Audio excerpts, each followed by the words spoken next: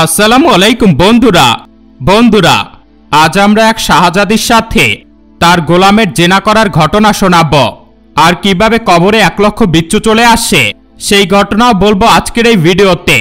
আসুন ভিডিওটি শুরু করা যাক। আর বন্ধুরা ভিডিওটি শুরু করার আগে আপনারা অবশ্যই ভিডিওতে একটি লাইক করে রাখবেন আর চ্যানেলটিতে নতুন হলে সাবস্ক্রাইব করে বেল আইকনটি ক্লিক করে রাখুন। তো চলুন শুরু করা যাক। বন্ধুরা এক রাজ্যে ছিল একজন বাদশা। তার ছিল অত্যন্ত সুন্দর একটি মেয়ে। বাদশার একজন গোলাম ছিল যে তার হাতিগুলোর দেখভাল করত। সে জানত হাতিগুলোকে কিভাবে বশ করতে হয়। একবার সেই গোলাম একটা হাতির পিঠে করে সওয়াল করছিল। হঠাৎ সেই শাহজাদিকে সে দেখতে পায়। শাহজাদিকে দেখার পরপরই সে তার প্রেমে পড়ে যায়। যে রাতে শাহজাদিকে দেখেছিল সেই রাতে তার আর ঘুম হয় না। সে সবসময় ঘুরে বেড়াতো এবং আড়াল থেকে শাহজাদিকে দেখত। সে সবসময় চিন্তা করত কোনোভাবেই এই শাহজাদি তার জীবনে চলে আসুক। কিন্তু তার এই সাহস ছিল না যে সে বাদশার কাছে গিয়ে শাহজাদিকে চাইবে। তবে এমনও হতে পারে যে শাহজাদি নিজে তাকে পছন্দ করলে বাদশার কাছে গিয়ে তাকে বিয়ের জন্য সুপারিশ করতে পারে। বন্ধুরা সেই ছেলেটা সেই রাজ্যের গোলাম হলেও সে ছিল নওজোয়ান এবং বেশ সুঠাম দেহের অধিকারী ছিল। তাকে দেখে একজন শাহজাদার মতো মনে হতো। একবার সে তার বন্ধুদের সাথে বসে গল্প করছিল আর বলছিল, বন্ধুরা আমার তো এই শাহজাদিকে ভালো লেগে গেছে। আমি কোনোভাবেই তার চিন্তা থেকে নিজেকে সরিয়ে রাখতে পারছি না। সবসময় ইচ্ছা করে তার পাশে ঘুরি, মন চায় তাকে হাসিল করে নেই, তাকে বিয়ে করি। তার বন্ধুরা বলে, তুমি কি পাগল হয়ে গিয়েছ? তোমার এই কথা যদি রাজা জানতে পারেন তাহলে তো তোমাকে প্রাণে মেরে ফেলবেন। তার বন্ধুরা তাকে বোঝানোর অনেক চেষ্টা করে, কিন্তু এই গোলাম ছিল অত্যন্ত জেদি। সে মনে মনে স্থির করে বসে, আমাকে যদি আগুনে পুড়েও ফেলে তাও আমি এই শাহজাদিকে হাসিল করে ছাড়ব। একদিন শাহজাদি জঙ্গলে ঘুরে বেড়ানোর জন্য বের হল আর গোলাম তার পিছু পিছু হাঁটতে লাগলো। গোলামটি হাতিদের হাঁটার রাস্তায় কাঁটা বিছিয়ে রাখল। একবার কাঁটা না ফুটলেও তো অন্যবার কাঁটা ফুটবে। তারপরে পরিকল্পনা অনুযায়ী একটা হাতির পায়ে কাঁটা বেঁধে গেল। শাহজাদি হাতির পিঠে চড়ে জঙ্গলের সৌন্দর্য উপভোগ করছিল। এমন সময় হাতিটি চিৎকার করে উঠল। শাহজাদির আশেপাশে তার নিজস্ব গোলাম ছিল না যার কাছ থেকে সে সাহায্য পাবে। সেই শয়তান গোলাম সেখানে ছুটে এলো। সে জানত হাতিটিকে কিভাবে কাবু করতে হবে।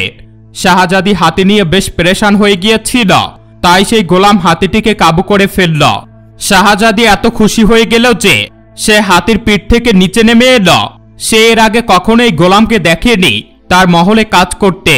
সে প্রথমবারের মতো গোলামটিকে দেখেছে, তাই তাকে সে রাজকুমার ভেবে ভুল করে বসে। সে তার সৌন্দর্যে মুগ্ধ হয়। সে ভাবছিল সে একটা শাহজাদা, কিন্তু সে তো কোনো শাহজাদা নয়, বরং সে ছিল তারই রাজ্যের গোলাম। শাহজাদি তার প্রেমে পাগল হয়ে যায়। সে চাইছিল না নওজোয়ানটি তার চোখের সামনে থেকে চলে যাক। সে ছেলেটিকে জিজ্ঞেস করে, তুমি কোথায় থাকো? গোলামটি বলল, আমি আপনার মহলে থাকি, সেখানে গোলামি করি। শাহজাদি বলল, তুমি তাহলে কোনো শাহজাদা নও? গোলামটি বলল, না, আমি আপনার মহলেরই চাকর। আপনাদের হাতিগুলোর দেখভাল করি আমি। শাহজাদি বলল, তুমি তো অনেক দুর্দর্শ কাজ করেছ। বাবা জানতে পারলে খুবই খুশি হবেন। তারা দুজন কথা বলতে বলতে এতটাই মশগুল হয়ে গিয়েছিল যে খেয়ালই করেননি কখন রাত হয়ে গেছে। গোলামটি শাহজাদিকে বলল, শাহজাদি এ সময় তো জঙ্গল থেকে বাইরে যাওয়া সম্ভব না। আপনি যদি কিছু মনে না করেন তাহলে আজকের রাতটা এই জঙ্গলেই কাটিয়ে দিন। আমি কোনো কিছুকে ভয় পাই না, আর তাছাড়া আমি থাকতে কেউ আপনার ক্ষতি করতে পারবে না। শাহজাদি ছেলেটিকে ভালোবেসে ফেলেছিল, তাই সে যা বলেছিল সে তাই বিশ্বাস করেছিল। ছেলেটার উদ্দেশ্য ছিল তার সাথে জেনা করা। তারা দুজন একে অন্যের প্রতি এতটাই প্রেমে আসক্ত হয়ে যায় যে তারা দুজনে জেনা করে বসে। গোলামটি ভয় পেতে থাকে যে সে শাহজাদির সাথে জেনা করে ফেলেছে, এখন তো বাদশা তাকে মেরেই ফেলবে। সে শাহজাদিকে বলে, আমি তো তোমার সাথে জেনা করে ফেললাম, এখন তোমার বাবা কি তোমাকে মেনে নিবে? তুমি তো অনেক বড় লোকের বাদশা, আমার তো বেশ ভয় করছে। শাহজাদি বলেন, ভয় পাওয়ার কিছুই নেই, আমি তোমায় ভালোবাসি, তাই আমি বাবার কাছে তোমার নামে সুপারিশ করব যে আমি তোমায় বিয়ে করতে চাই। বাবা নিশ্চয়ই রাজি হয়ে যাবেন, কিন্তু এর আগে তোমাকে অবশ্যই আমার বাবার কাছে যেতে হবে। সেই গোলাম এবং শাহজাদি দুজনেই চিন্তিত হয়ে যায়। তারা ভাবতে থাকে এখন নসিবে যা আছে তাই হবে। গোলামটি ভাবতে থাকে হয় আগুনে জ্বলে পুড়ে মরব, নয়তো শাহজাদিকে জীবনসঙ্গী হিসাবে পাব। পরদিন সকালে সেই গোলাম শাহজাদিকে নিয়ে তার রাজপ্রাসাদে ফিরে যায় এবং বাদশার সামনে দাখিল হয়।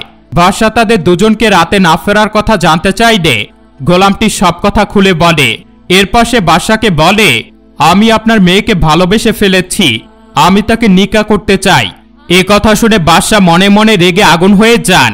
তিনি নিজে মনে মনে বলেন, এই গোলাম, তুই তো তোর নিজের জায়গা দেখ আর আমার ক্ষমতা দেখ।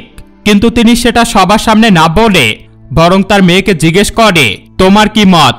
শাহজাদি বলে, হ্যাঁ বাবা, আমি তাকে ভালোবাসি, আমি তাকেই বিয়ে করব, তাকে ছাড়া আমি বাঁচব না। এবার বাদশা বুঝে যায় তার মেয়ে এক কথার মানুষ, সেই সিদ্ধান্ত থেকে কোনোভাবেই সরে যাবে না। বাদশা মনে মনে ফোন দিয়ে আটলেন সে গোলামকে এমন সত্য দিবেন যেই সত্য সে কখনো পালন করতে পারবে না। তিনি গোলামকে বলেন, তুমি আমার জন্য 2 ব্যাগ ভর্তি বিচ্ছু নিয়ে আসবে, তাহলেই আমার মেয়েকে বিয়ে করতে পারবে। গোলাম এ কথা শুনে তার বাড়ি ফিরে আসে। বাড়ি ফেরার পর সে তার বাবাকে বলে, বাবা, আমি আমার ভালোবাসায় অন্ধ হয়ে বাদশার কন্যার সাথে এমন এক কাজে লিপ্ত হয়ে গেছি যে আমি অনুতপ্ত। কিন্তু আমি তাকে ভালোবাসি আর আমি তাকেই বিয়ে করতে চাই। যদি এখন আমি ছাড়া তার অন্য কারোর সাথে বিয়ে হয় তাহলে তার মাথায় একটি কলঙ্ক লেগে যাবে, যা আমি চাই না। এ কথা শুনে গোলামের বাবা রেগে গিয়ে বললেন, তুমি আমার ছেলে হয়ে এমন কাজ কি করে করতে পারলে, যেখানে তুমি জানো আমাদের ইসলামিক শরিয়াতে এটা কত বড় গুনাহ? ছেলেটি বলল, বাবা, আমি বুঝতে পেরেছি আমি ভুল করেছি, কিন্তু আমি এই শাহজাদিকে সত্যি ভালোবাসি আর বাদশাকে আমি একথা বলিনি, বললে তিনি আমার প্রাণ কেড়ে নেবেন। এখন তিনি আমায় শর্ত দিয়েছেন 2 বস্তা বিচ্ছু নিয়ে তার কাছে যেতে, তাহলে তিনি আমার বিয়ে তার মেয়ের সাথে দিবেন। কিন্তু আমি বুঝতে পারছি না 2 বস্তা বিচ্ছু আমি কোথায় পাব। বাবা বললেন, আমি জানি বিচ্ছু কোথায় পাওয়া যাবে, তুমি আপাতত কাজে চলে যাও, কাজ থেকে ফেরার পরে আমার নির্দেশ অনুযায়ী কাজ করবে, তাহলে বাদশার শর্ত পূরণ করতে পারবে। গোলাম তার বাবার কথা অনুযায়ী রাজপ্রাসাদে চলে গেল কাজে। কাজ থেকে ফেরার পর তার বাবার কাছে গেলে বাবা বলেন, বাদশার নির্দেশ অনুযায়ী 2টো বস্তা নিয়ে এসো। ছেলেটি বলল, হ্যাঁ বাবা, এনেছি। বাবা বললেন, এবার এই গ্রামের শেষ প্রান্তে এক কবরস্থান আছে, সেখানে যাও। সেখানে অনেক পুরনো একটা কবর আছে, দেখবে কবরটির মাটি বেশ উঁচু। সেই কবর খুললে তুমি এই 2 বস্তা অনায়াসে বড়িয়ে ফেলতে পারবে বিচ্ছু দিয়ে। ছেলেটি তার বাবার কথা মতো সেই কবরস্থানে গেল। তার বেশ ভয় করছিল। এরপর সে সেই কবরটি খুঁজে বের করে তার মাটি খুলল এবং দেখল সেখানে বেশ বিচ্ছু কিলবিল করছে। সে চিন্তা করল, না জানি এই লোক পৃথিবীতে কি এমন কাজ করেছে যার জন্য আযাব হিসেবে তার কবরে এত বিচ্ছু কিলবিল করছে। সে বস্তা 2টো বিচ্ছু দিয়ে ভরিয়ে নিয়ে বাদশার কাছে চলে গেল। বাদশা পুরো অবাক হয়ে গেলেন তার শর্ত পূরণ হওয়া দেখে। তিনি ছেলেটিকে বললেন, তুমি এতগুলো বিচ্ছু কোথায় পেয়েছ, যেখানে পুরো শহরে একটা বিচ্ছু খুঁজে পাওয়া যায় না?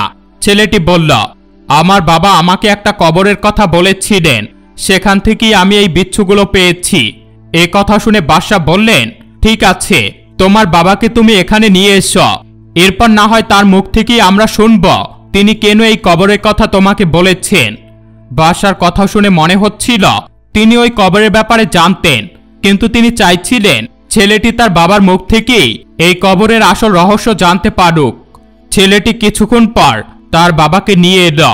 তার বাবা আসতেই বাদশা তাকে বললেন, আপনি আপনার ছেলেকে ওই বিচ্ছুগুলো কেন নিতে বলেছেন? শুধুমাত্র আমার শর্ত পূরণের জন্য, নাকি আপনার ছেলে যে ভুল করেছে সেই শিক্ষা দেওয়ার জন্য? বাবা বলেছেন, আমি আমার ছেলেকে শিক্ষা দেওয়ার জন্যই ওই কবরের সন্ধান দিয়েছি। ছেলেটা তার বাবার কথা কিছুতেই বুঝতে পারল না। বাদশা তখন ছেলেটিকে বললেন, ঠিক আছে, আপনি তাহলে এখন জনসম্মুখে এই কথা সজোরে বলবেন, যেন আমার মেয়ে নিজেও শুনতে পায়, বুঝতে পারে সে এবং আপনার ছেলে মিলে কি গুনাহ করেছে এবং এর শাস্তি কতটা ভয়ানক। লোকটি তার ছেলের দিকে তাকিয়ে ফিরে বলল, বাবা, তুমি আর শাহজাদি মিলে যে কাজটা করেছ সেটি হলো জিনা। আর আমি এবং বাদশা দুজনেই বুঝতে পেরেছি আমি তোমাকে যে লোকটির কবরে পাঠিয়েছি সে ছিল একজন জিনাকারী, যে তার জীবনদশায় একের পর এক মেয়ের সাথে রাত কাটিয়েছে, পতিতালয় গিয়েছে। যখন সে মারা গেল, সে রাতেও সে জিনায় লিপ্ত ছিল। তার মৃত্যুর পর তাকে কবর দেওয়া হলে সেখানে সাথে সাথেই এই বিচ্ছুগুলোর সৃষ্টি হয়। আর তার কবরে এত বেশি বিচ্ছু আছে যে তুমি শুধু 2 বস্তা কেন, তুমি যদি 100 বস্তাও নিয়ে যেতে তাহলে সেগুলো ভরে যেত। শিরিকের পরে জিনা হলো দ্বিতীয় কবিরা গুনাহ, যা আল্লাহ তাআলার সবচেয়ে অপছন্দনীয়। এই কথা শুনে সেই গোলাম এবং শাহজাদি দুজনে কেঁদে দিল। শাহজাদি মনে মনে ভাবল, সে মারা গেলে তার কবরে একদম লক্ষ লক্ষ বিচ্ছু এসে জড়ো হবে। গোলামটি সেই বাদশার দিকে তাকিয়ে বলল, হে বাদশাহ, আমি বুঝতে পারছি এখন যদি আমি মারা যাই আমার কবরে এরকমভাবেই বিচ্ছু এসে আমাকে আযাব দিবে, কিন্তু আমি আসলে আপনার মেয়েকে বড্ড বেশি ভালোবাসি, আপনি আমার সাথে তার বিবাহ করিয়ে দিন। বাদশাহ বললেন, দেখো, তুমি আর আমার মেয়ে যা করেছ তার জন্য তোমাদের দুজনকে অবশ্যই শাস্তি ভোগ করতে হবে। এই বলে বাদশাহ তার রাজ্যের পেয়াদাকে নির্দেশ দিলেন জনসম্মুখে তার মেয়ে এবং সেই গোলামকে 100 বেতাঘাত করার। তারা দুজনে সেই শাস্তি ভোগ করল। 100 বেতাঘাত পাওয়ার পর বাদশার মেয়ে নেতিয়ে গেল। এবার বাদশাহ তার গোলামকে বলেন, এবার তোমরা দুজন 1 মাস আল্লাহ তাআলার কাছে কান্নাকাটি করে ক্ষমা চাইবে, ইস্তেগফারে নিজেদের ডুবিয়ে রাখবে। যদি আমার মেয়ে তোমার নসিবে থাকে তাহলে অবশ্যই তোমরা দুজনে এক হবে। এরপর শাহজাদি আর গোলাম দুজনেই আল্লাহর দরবারে নিজেদেরকে সঁপে দেয় এবং বাদশাহ তাদের দুজনার উপর খুশি হয়ে তাদের দুজনকে বিয়ে করিয়ে দেন। তো বন্ধুরা, আপনারা দেখতে পেলেন জেনাকারীর শাস্তি কতটা ভয়াবহ। সেই লোকটি এত বেশি জেনা করেছিল যে তার কবরে শেষ পর্যন্ত আল্লাহ তাআলা বিচ্ছু দিয়ে আযাব নাজিল করেছেন। আর এত বেশি বিচ্ছু দিয়েছিল তার কবরে যে 100টি বস্তা নিয়ে গেলেও সেগুলো বিচ্ছু দ্বারা অনায়াসে পূরণ হয়ে যেত। আমরা আল্লাহর কাছে দোয়া করি আল্লাহ তাআলা রব্বুল আলামিন আমাদের ভয়ানক কবিরা গুনাহ থেকে বেঁচে থাকার তৌফিক দান করুক এবং ইসলামিক শরিয়া মোতাবেক আমাদের জীবন চালনার সুযোগ করে দিন। আজকের এই ভিডিওটি এ পর্যন্তই। আশা করছি আমাদের এই ভিডিওটি ভালো লেগেছে। পরবর্তী ভিডিও নিয়ে আবারও আপনাদের সামনে হাজির হব। ততক্ষণ পর্যন্ত ভালো থাকবেন, সুস্থ থাকবেন। আসসালামু আলাইকুম। আল্লাহ হাফেজ।